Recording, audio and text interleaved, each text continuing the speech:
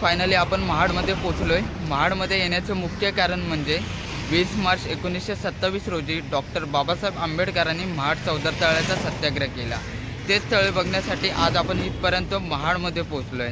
So आपण करूया आतमध्ये एंट्री आणि 127 किलोमीटरचा प्रवास करून आपण पनवेलवरून हे बघण्यासाठी इथपर्यंत आलो आहोत। सो जाऊया आतमध्ये आपण। तर गाईस हाय एंट्री गेट, इथे लिहिलेलं आहे चौदार तळे राष्ट्रीय स्मारक महाड। सो इथून आतमध्ये जायचं आहे आपल्याला।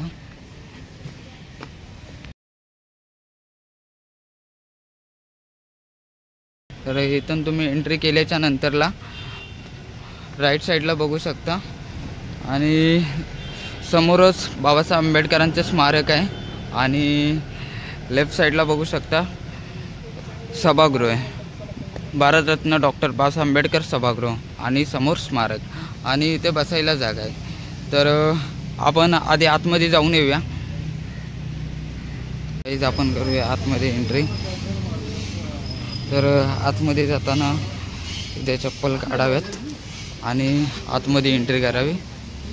सो बघू शकता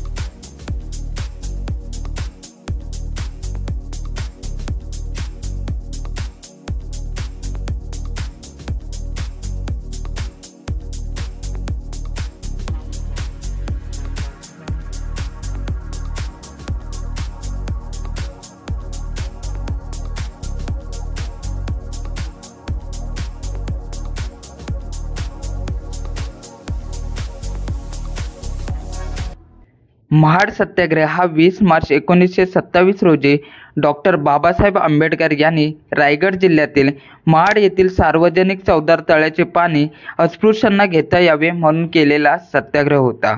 यामुळेच 20 मार्च हा दिवस सामाजिक सबलीकरण दिन म्हणून भारतात साजरा केला जातो। हे आंबेडकरांच्या नेतृत्वाखाली लोकांच्या मोठ्या संख्येने एकत्रित येऊन केलेली पहिली सामायिक कृती होती। या सत्याग्रहात महाडचा सत्याग्रह, चौदार तळ्याचा सत्याग्रह, महाडचा मुक्ती संग्राम किंवा महाडची सामाजिक क्रांती म्हणूनही ओळखले जाते। या पायऱ्यांवरून डॉक्टर बाबासाहेब आंबेडकर यांनी 20 मार्च 1927 रोजी अस्पृश्यांच्या मूलभूत मानवी हक्कासाठी पाणी प्राशन करून सत्याग्रह केला। या सत्याग्रहास महाडचा सत्याग्रह म्हणून ओळखला जातो।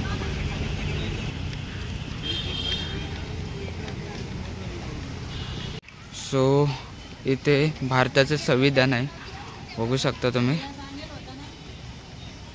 आणि इथे भारताच्या स्वातंत्र्य चळवळी महाडमधील त्या स्वातंत्र्य सहभागी घेतलेले स्वातंत्र्य सैनिकांनी त्यांची नाव आहे। सेम पाटी इकडे समोर आहे। गाईज व्हिडिओ आवडला तर नक्की लाईक करा, शेअर करा, कमेंट करा। जेवढं मला जमलं तेवढं मी तुम्हाला एक्सप्लोर केला आणि शांतता आहे इकडे, तर तुम्ही पण विजिट करा। तर भेटूया नेक्स्ट व्हिडिओमध्ये। अशाच नवीन व्हिडिओ येत राहतील आपल्या यूट्यूब चॅनलला, तर नक्कीच सबस्क्राईब करा।